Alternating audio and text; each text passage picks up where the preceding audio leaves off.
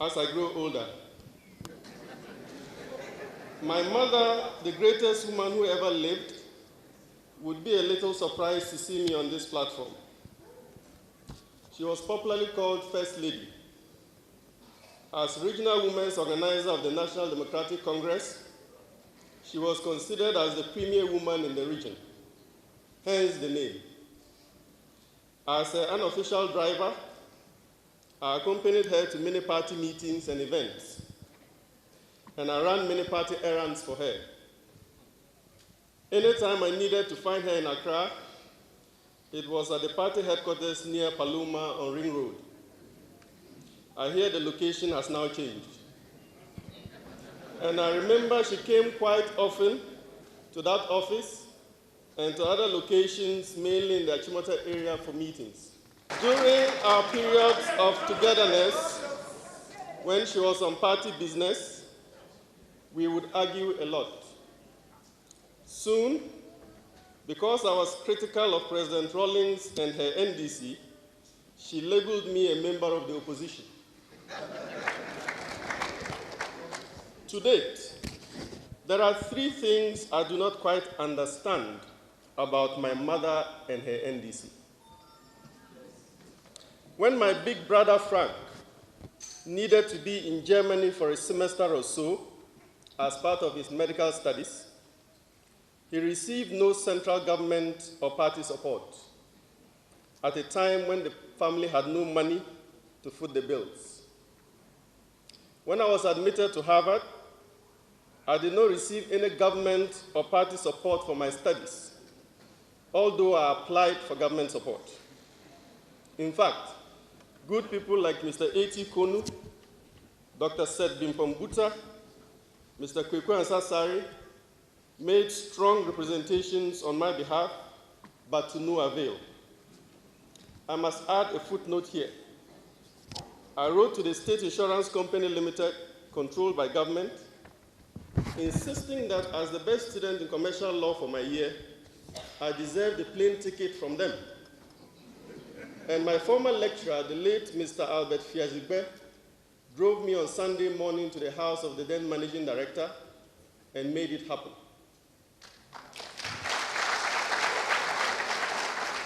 So, the blood son of a regional women's organizer of the NDC, whose husband was a founding member of the NDC party in his region, left Ghana on board Ghana Airways flight GH120 to New York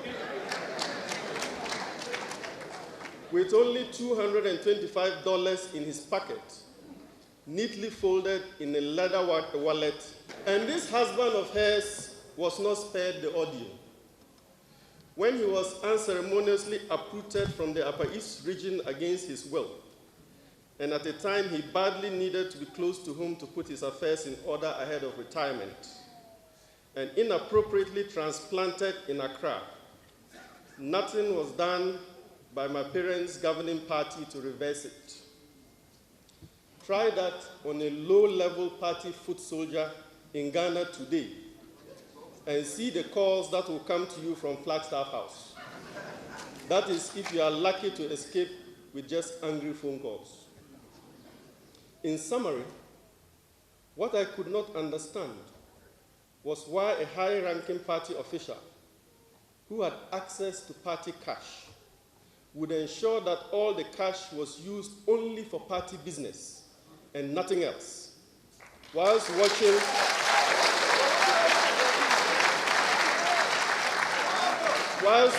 her black children struggle and suffer to advance themselves educationally, a function which she herself constantly endorsed as a topmost priority.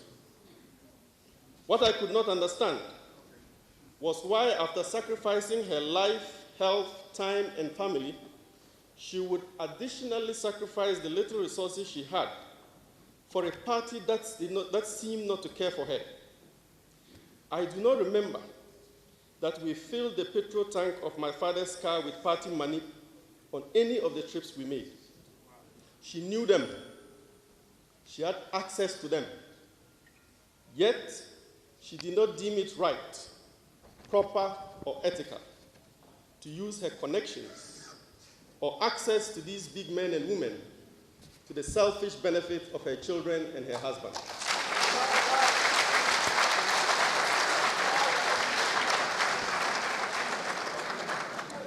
For my mother and father, it was enough that President Rawlings, against all technical advice and political opposition, had insisted that electricity be extended to rural areas in Ghana,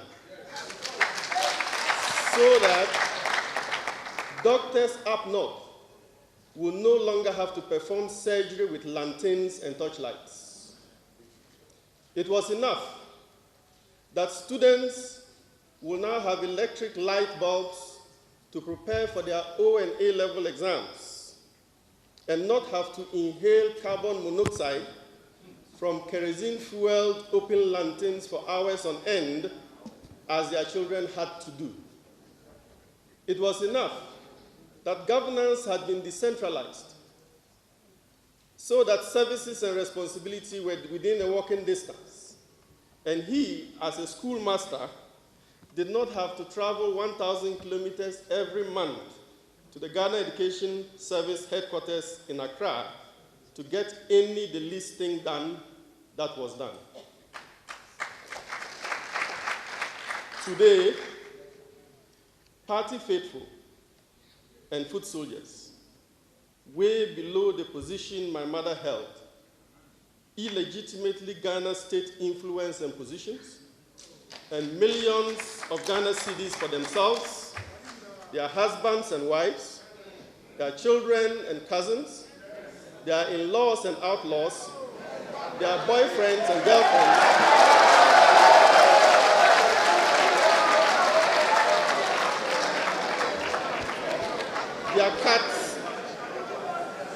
their cats and dogs. Before moving on to the second of the three key sets of stories I seek to convey to you today, I would like to clarify that my parents were not blind followers of President Rawlings. At the start of the house cleaning exercise of the revolution, our house was invaded. The 1974 Datsun 120Y driven away. My mother's trading business disrupted. Even the 2 fridges were carried away. And the forensic audit began on my father. He was suspended, harassed, held before committees and tribunals, asked to account for every pesewa the school he headed had ever received under his leadership. He accounted fully for thousands of cedis, but could not find the receipt for some 4 pesewas, and insisted that he would not pay it back because it was used for school business. One day, his lawyer said to him, "Just remove 4 pesewas from your pocket and give it to them and be free." He responded, "That is the meaning to me." After he was convinced by his lawyer, his family, his friends, to pay the 4 pesewas and cleared of wrongdoing, he was promoted to Assistant Director of Education and given superintendence over one of the largest, if not the largest district in Ghana. So, my parents swallowed the bittersweet pills of probity, accountability, and truth under President Rawlings before deciding to follow him. Ladies and gentlemen, now to my second set of stories. I was born black in rural northern Ghana and left-handed. So for me, marginalization is second nature. I have had no choice but to associate naturally with the marginalized, the oppressed, subalterns. The marginalization, disparaging remarks, and insults we faced as northerners going to school in Kumasi somehow prepared me for the marginalization I was to face going to school in the United States as a black person. The marginalization I face daily as a left-handed person reminds me perpetually of the need to organize against the regular, the normal, and seek understanding and support of the other. In the tutorial rooms in Legon when I got there in 1993, all the seats with wooden writing pads were constructed with the pads to the right for right-handed students, and none was to the left. My father kept detailed written records about each of his children growing up. I have read those about me. My favorite sentence in there is the one which says, quote, "This is Raymond's third time of dying and coming back to life." What he did not add was that the only reason I survived those times was because there was a Baptist medical center located only 8 kilometers from Nalerigu, where we lived, 9 minutes by car and 1 hour 38 minutes of brisk walking, according to Google. What he also did not add was that in rural Ghana, by the second, hundreds of children died because they did not have a Baptist medical center near them. One of the images I have never been able to remove from my mind in over 35 years, and in respect of which I probably need to see a shrink, is this. My father's 1974 Datsun 120Y car, which by the way is still on the road today, was often the only car in the village for many, many miles. So, our house was the first point of call when a health emergency occurred. And my father hardly slept. He was the ambulance driver of the village and would make several trips to the hospital many days of the week. But there were times that the good old Datsun would give up and await a mechanic or a car part from the city. During these times, every critical health emergency constituted a death sentence. Someone will rush to our house and announce that there had been a lorry accident, or a woman had been bitten by a deadly snake, or was experiencing complications in labor far beyond the capacities and equipment of a traditional birth attendant.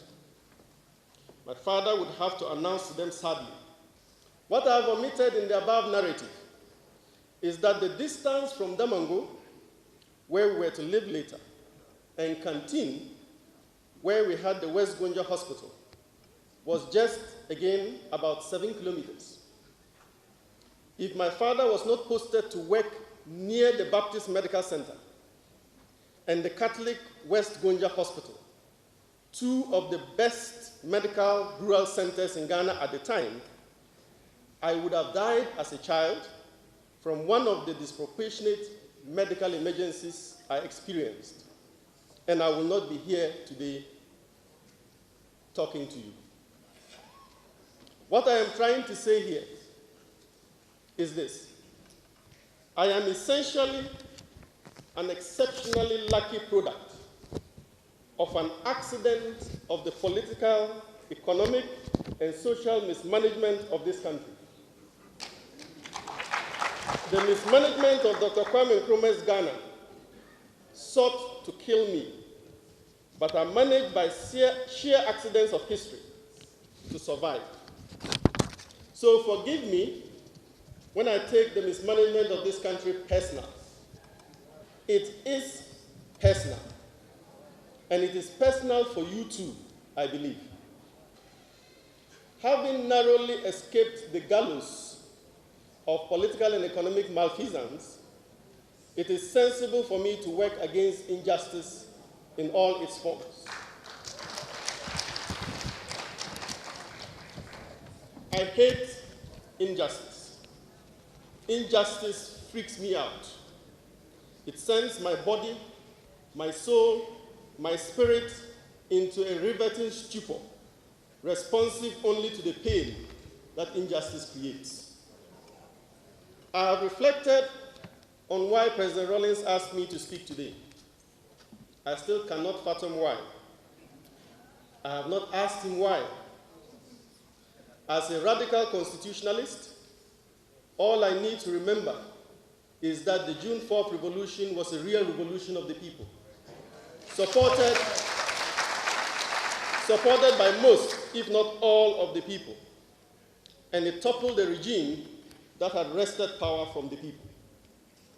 Whatever the reason for the invitation, I am happy to be associated with today's panelists. For example, Dr. Benjamin Bara-Nyong-Kumbo, Ben K, or landlord as we call him, is one of the finest policy and legal brains our nation has produced.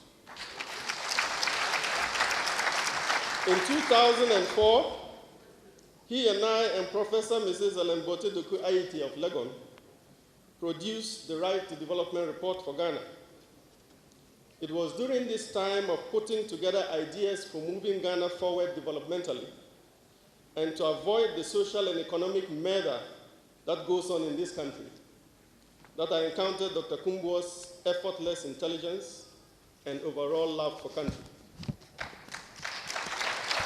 If I had any doubts about the propriety of speaking here, they were wiped out during my morning devotion. God led me to the following words in today's Our Daily Bread. It's helpful to keep in mind the fuller content of his teachings in this chapter. Luke 6 captures many of the same teachings found in the Sermon on the Mount. Teachings that are revolutionary in cultures dominated by the powerful and where weakness is looked down on. Jesus invited his followers into God's reality where it is the poor and persecuted who God is especially near to, unquote. I have reflected on the theme of the Maiden Revolutionary Lecture Series. It is a tricky one. Truth is a war of a word. What truth? Which truth? Whose truth? In 1998, one of my mentors deleted a sentence I had written in my first article. Very displeased, I protested, arguing that the sentence was the truth.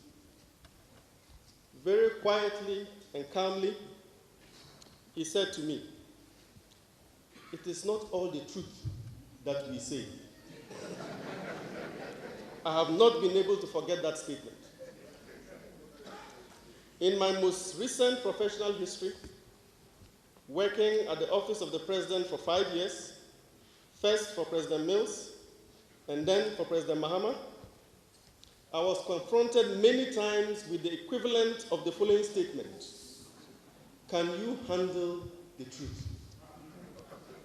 And so the question I have for you this afternoon is whether you are able to handle a version of the truth that I am about to say. Seeing that you are not entirely sure of your capacity to imbibe truth, I will limit myself to only 3 such truths and end my speech. Truth number 1. Thanks to President Rawlings and Professor Atuguba, Ghana returned to constitutional rule a quarter of a century ago. The culture of silence was replaced first by criminal libel, and then by Radio I, then Kabi, Mamin Kabi, followed quickly by a cacophony of FM stations, with excellent community radio stations gasping for air, and ending with the Muntie 3. Political and civic action evolved from the consultations of the National Commission for Democracy, the Consultative Assembly of Butchers, Hairdressers, and Night Hawk Carriers, through Kumi Preko, the repeal of the Public Order Decree, the Committee for Joint Action to Delta Forces.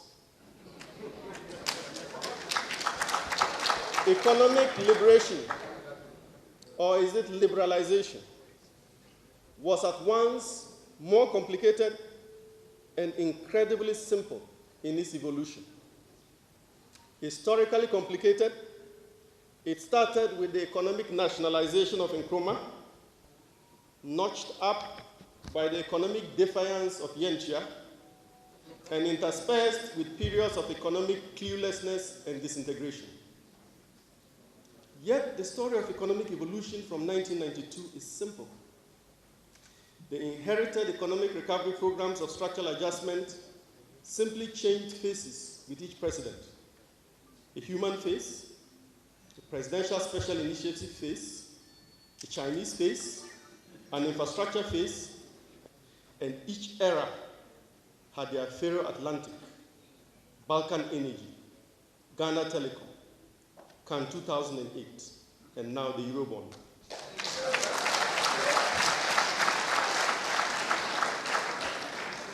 International relations was forced into the mold of economic liberalization, in which it lived and moved and had its being. But like all the others, it ended up straight up in the courts of law and justice. Some have said courts of lawlessness and injustice.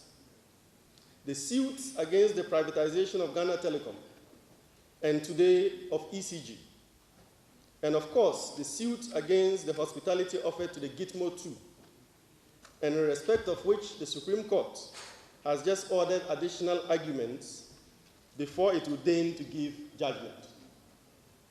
One thing stands out in the evolutionary stories of the key domains of our national life.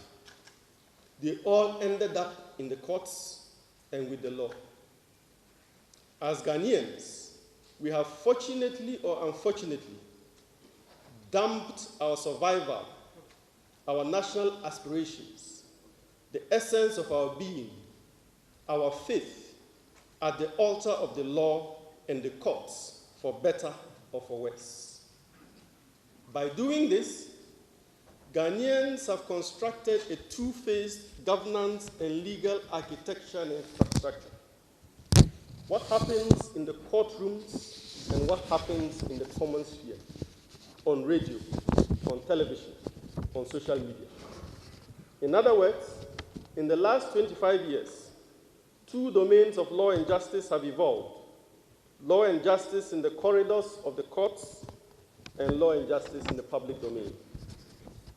Part of the problem with our governance infrastructure is that it fails to recognize the evolution of these two different domains of law and justice, and is therefore ill-prepared to moderate them. What is worse, public commentary on the law and justice dimensions of our governance continue to conflate the two domains. So opportunistic commentators have moved stealthily, easily, unchallenged, and almost inconspicuously from one argumentative domain to the other, as if the two are no different. This fundamental fault line in the analysis of our government issues needs to be exposed and remediated. The two opposing domains of law and justice are not hard to reconcile. They indeed converge.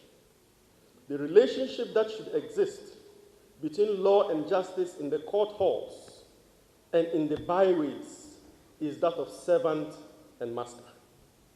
The purpose of the former is to serve the latter.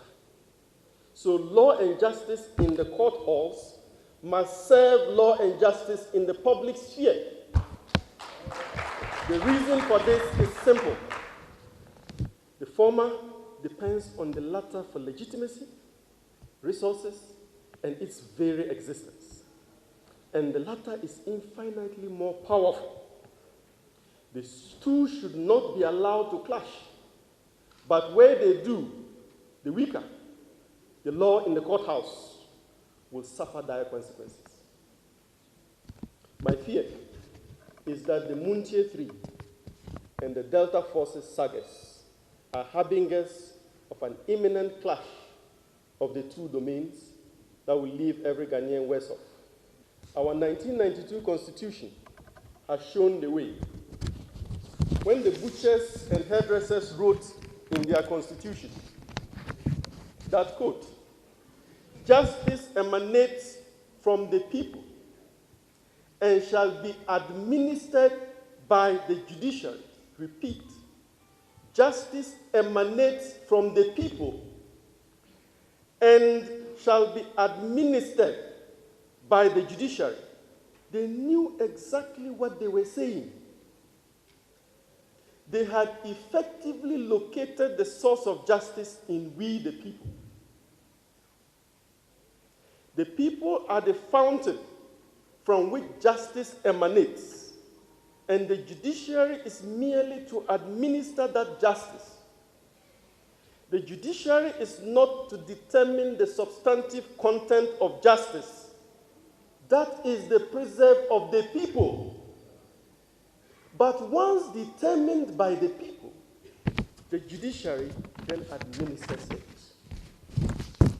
The butchers and hairdressers did not end there.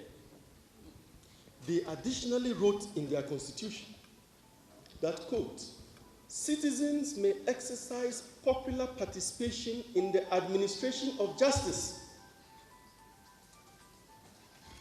I am not saying this. The Constitution is saying it.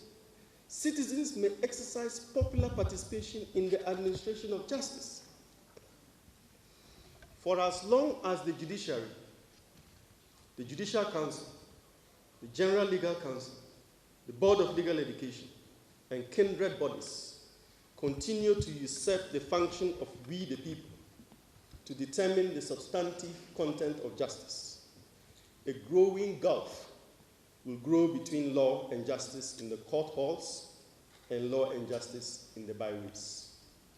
The result of this anomaly is what we see with the Muntie 3, the Delta Forces, Galamsey, mob injustice, and all the other ills we all complain of on a daily basis. What Ghanaians want by way of law and justice is not difficult to provide. The public complains about law and justice, sing a unique and constant chorus. 1, entry into the faculties of law and the Ghana School of Law for our kids is too laborious. The process conduces to preferential treatments, weeds out the poor and marginalized, and what they are taught there is of doubtful utility for our nation at this point in time.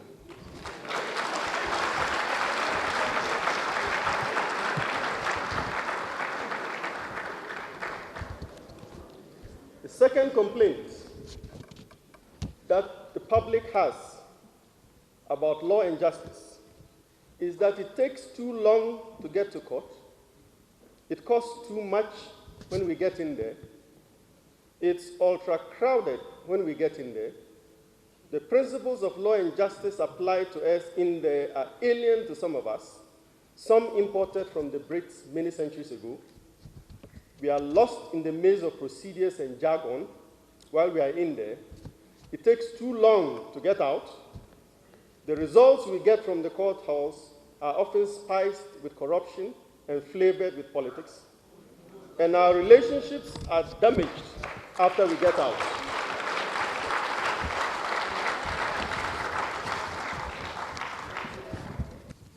To bridge law and justice in the court halls and law and justice in the byways, a lot has to change. We need a simpler structure for legal education where law faculties independently prepare students for a degree and to write a bar exam set by a board of legal examiners. There will be no need for a law school in this scenario. We need a complete overhaul of the teaching methodology in our law schools so that law students learn about our nation, not as an idea, but in its profound reality, preparing themselves for a life of service in nation building, not a life of national destruction at the service of local and foreign clients whose primary mission is to exploit or milk Ghana dry. In 2010, a colleague and I, working with an army of law students and statisticians, and with some World Bank cash, sampled 320 case dockets in our courts. The unique thing about this exercise was that we examined the dockets from cover to cover, tracking everything about the case. Who are the parties? Why did they come to court? What did they ask the court to do for them? When was the case filed? How many witnesses were called? How many adjournments were given? Why were the adjournments given? How long did the case last? And many, many, many such questions. The process opened my eyes to the profound reality of our law and justice system for the very first time. The report made some startling revelations. For example, contrary to the body of learning then making the rounds, we found no correlation between taking notes in longhand, court automation, court refurbishment, and all the other paraphernalia, and the rate of disposal of cases. Significantly, we found a correlation between the rules of court and the rate of case disposal. There are many other findings in this report and much more data on our laptops showing the real causes of malice in our law and justice and the options for reform. There are also many options in the report of the Constitution Review Commission on the types of constitution trailer bills and administrative procedures that need to be instituted to this end. It is completely unacceptable for us to wait for over 150 years for our British masters to switch to witness statements in place of laborious, resource-intensive, and time-wasting oral testimony by countless witnesses in a case before we do same. It is still unacceptable to continue to wait for the Brits to adopt a defense statement before we do same. The immediate adoption of defense statements, a reply statement, inquisitorial processes, and written concluding statements, additional to the written statement, can reduce the time for the disposal of simple cases from 3 to 5 years to 3 to 5 months. Always remember that those who opposed the adoption of witness statements until the British showed us the way are the same people who will oppose the adoption of these other statements. And they will continue doing so until another 150 years, when the British, known for their conservatism, again show us the way. You listen to them at the nation's peril. The key to addressing the second set of public complaints about law and justice lies in the immediate adoption of revolutionary rules of court that move court processes closer to the truth through the incorporation of inquisitorial mechanisms. That makes the court halls more efficient through the reduction of the time and related costs of rolling the wheels of justice. And that audits the judgments produced and the orders of courts for corruption, monetary, political, or otherwise. This cannot be done unless the making of the rules of court are protected and guarded from incestuousness. Self-regulation is inherently problematic. Internal revolutions are nearly impossible. External agents are badly needed. Agents other than judges and lawyers must be central to the making of the new rules of court if this revolution is to happen. It is not my proposition that our law and justice systems have not experienced reforms in the past. Good reforms have been taken in the last 2 decades. However, those reforms have missed 3 things. The real or root causes of the problem have often been missed and only the symptoms addressed. Automation addresses symptoms. Changes in the rules of court addresses the root causes. Secondly, the wrong reform agents have been identified for the task, as already noted. Self-regulation is problematic, as interested constituents would merely fiddle with the existing system and leave it intact at its core because it is advantageous to them. Third and lastly, the reform locus has been misplaced. Making the court system electronic must first be located outside of the courts, not inside of it. Electronic filing of cases, electronic notification of court processes reduces the human agency that court officers love, improves efficiency and speed, and will reduce human and vehicular traffic in central Accra. I get quite angry with those who pile up mountains of excuses for obstructing simple reforms of this nature. To those crying themselves hoarse about how illiterates and rural folk will be disadvantaged by new rules such as these, I have one question for them. How do these illiterates and rural folks of yours apply for visas for the United States and other countries that depend 100% on electronic processing of the kind I am proposing? The cost of using the slow-track non-electronic processes to these illiterates and rural folks is hundreds of times higher than renting a computer and a computer-literate person to process court documents. And believe me, there is greater and more sophisticated internet traffic in the Sakawa dens of Nima than in the high streets of Accra. The last set of concerns about law and justice relate to alternative justice, justice without lawyers and judges. Whilst we spoiled urban kids have our own conception of justice, every community out there has theirs. There is absolutely no reason why we should seek to lower these community standards of justice to accord with our own, no matter how many times the Supreme Court says that certain sanctions may not follow a person's refusal to answer the summons of a chief. Support for and incubation of alternative systems of community justice, as encouraged by and within the boundaries of our Constitution, are essential for bridging the yawning gap between law and justice in the court halls and in the byways. Truth number 2. Having achieved political citizenship, the broad majority of Ghanaians are yearning for economic citizenship.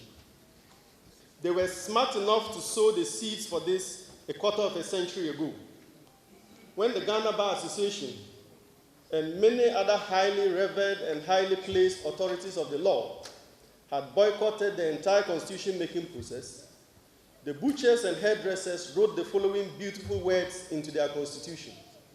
Quote, "The state shall in particular take all necessary steps to establish a sound and healthy economy whose underlying principles shall include the recognition that the most secure democracy is the one that assures the basic necessities of life for its people as a fundamental duty." Today, the average Ghanaian is yearning, crying, groping, fighting, maiming, or killing for economic citizenship. Given the lawfication of the political, economic, and social discourse in Mother Ghana, ordinary folks are seeking after the capacity of lawfare to aid them achieve economic citizenship. And the law and lawyers stand clueless. Unless the law can aid them to achieve economic citizenship, there is a constitutional implosion, and they will have to find other means of achieving it. It was the June 4th revolution that for the first time squarely equalized political citizenship with economic citizenship. Those who still doubt that these are equal need to read and meditate on Festus Iyayi's book on economic violence.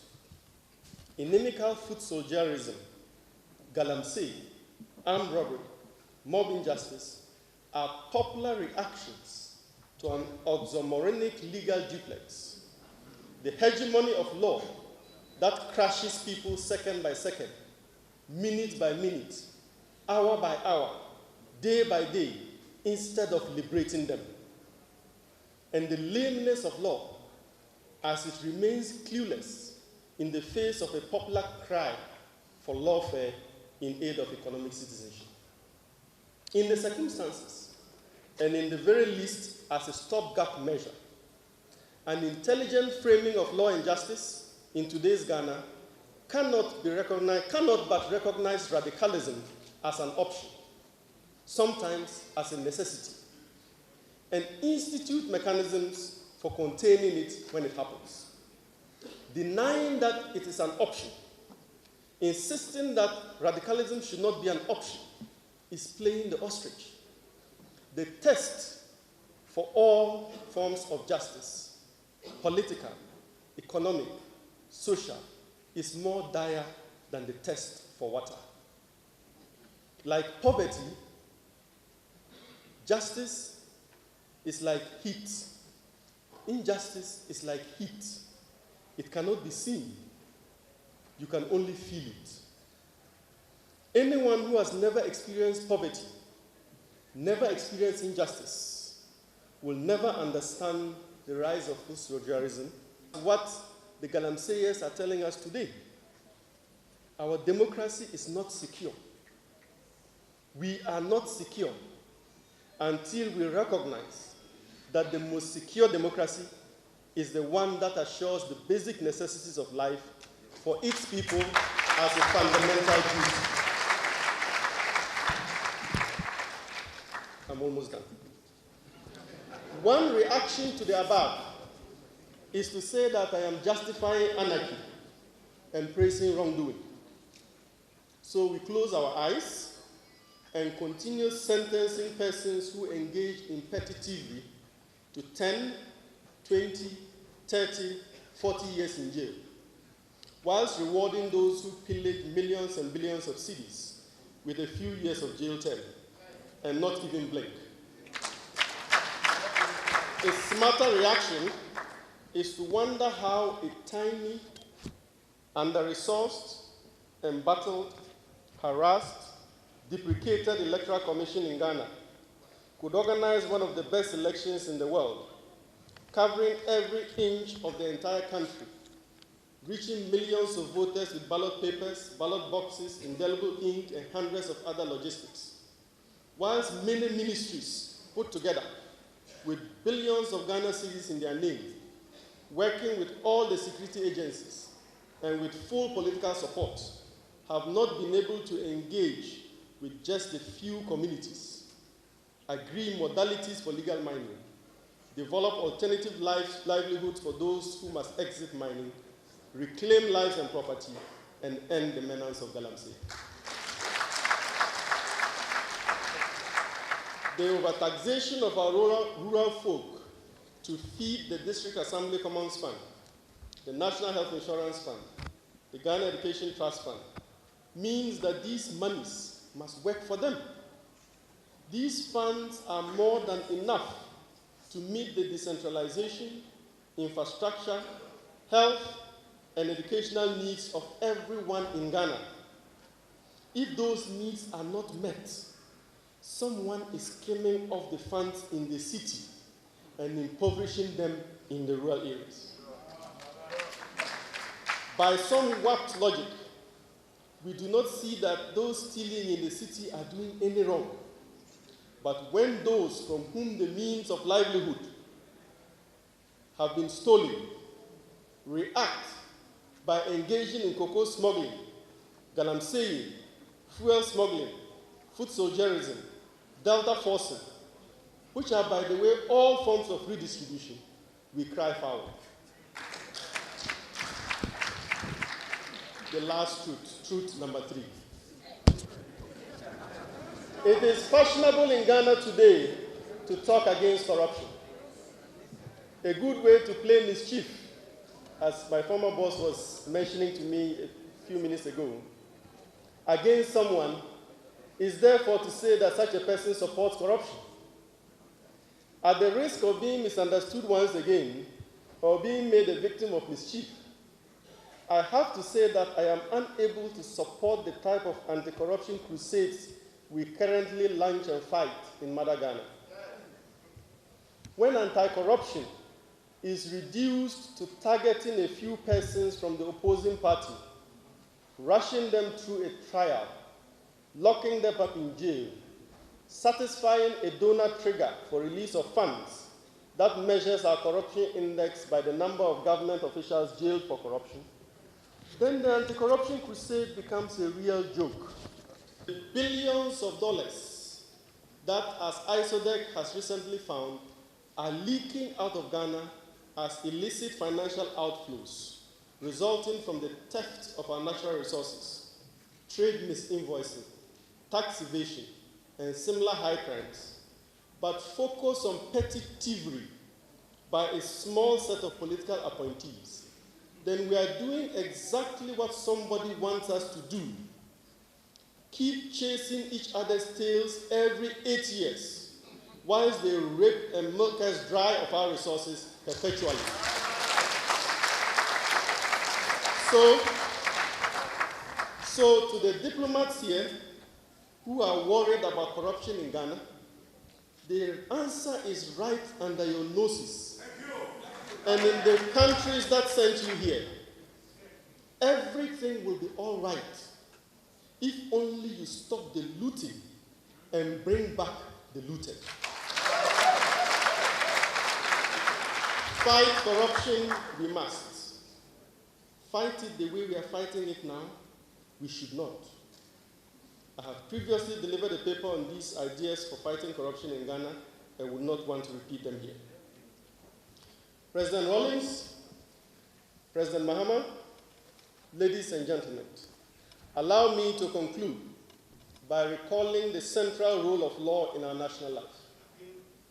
The greatest force of law is the power to define. The law defines everything. The law defines what truth is for us as a nation today. The official truth is the truth according to the law. It does not matter who truthfully won the 2012 elections. What matters is who the Supreme Court said, in their estimation of the truth, won the elections. I would like to recall the evolution of our civil liberties, our political activism, and our economic management, plus our international relations over the last quarter century, and the discovery that all these key domains of national life are moderated in the final analysis by the halls of law and justice. Finally, I would like to recall the three truths: the need for revolutionary law reform, the need for lawfare in aid of economic citizenship, and finally, the need for a more sophisticated lawfare against corruption. Having discovered the centrality of law to our governance, to our democracy, we need to remind ourselves of two more things before we leave here. We need to remember that the adversarial system of law and justice we practice in Ghana, the party who has better lawyers, more resources, greater capacity to influence judges and court officials, has truth on their side, at least temporarily. In such a system, moneyed justice is dispensed, and the values of truth are often sidelined. This cannot continue. Second and lastly, we need to inculcate in ourselves and in our leaders a revolutionary spirit which will compel us and them to act. Inaction is Ghana's bane. I have already talked to you about the World Bank project involving a microanalysis of 320 cases to unearth the real fundamental problems of our justice system. I also mentioned the Right to Development Report for Ghana, which we did 10 years ago. Global Justice Now and ISODEC have told us how to stem illicit financial flows from Ghana and make her ultra-wealthy overnight. Yet, we lack the revolutionary spirit to act. In 2007, at the height of a wave of mob violence and instant justice, the Kufuor administration requested the law and consulting firm I work with to conduct broad consultations and produce recommendations for stemming mob violence and instant justice. If those recommendations were taken seriously by governments, past and present, my relative, Captain Maxwell Mahama, may be alive today. We need a positive revolutionary spirit of action in the bosom of every Ghanaian. And unless we each get that, Delta forces will continue to act out for us the negative version of what we all need to have. A revolution from the Latin revolution simply means a turnaround. We are not saying, like Shakespeare, let's kill all the lawyers. Given the central role of law and justice in Ghana's governance today, we are asking for a turnaround in the way we conduct our law and our justice as a measure to save our democracy. We need a legal revolution, and we need it now.